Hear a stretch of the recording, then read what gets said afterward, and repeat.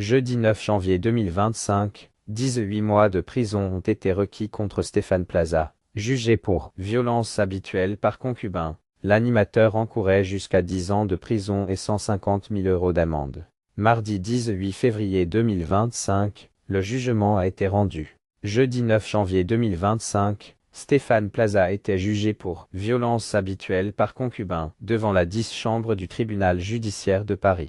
L'animateur de 54 ans était accusé de violences physiques et psychologiques sur deux de ses anciennes compagnes entre août 2018 et septembre 2022.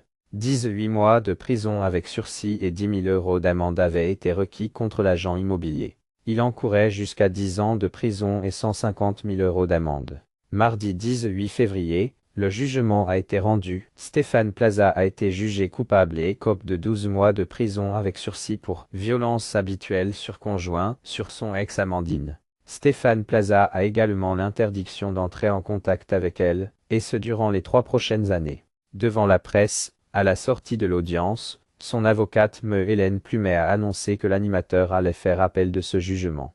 Me Carlo Alberto Brusa, son autre conseil, a ajouté que la machine judiciaire s'était emballée contre un homme dont la gentillesse caractérise la vie.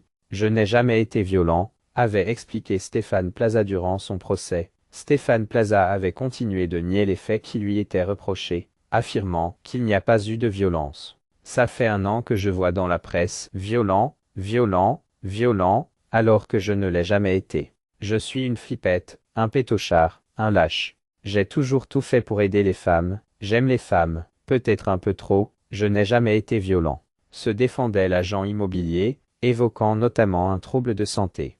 Je suis dyspraxique, je ne contrôle pas ma force. J'ai blessé de nombreuses personnes.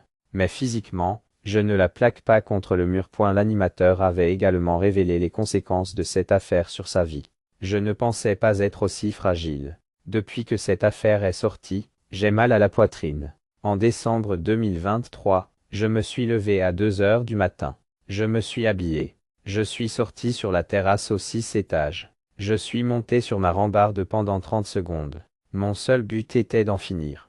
Avait-il déclaré à la barre, avant de poursuivre. La seule chose qui m'a retenu, c'est que je me suis dit, si je saute, on va penser que je suis coupable. C'est la seule chose pour laquelle je suis redescendu.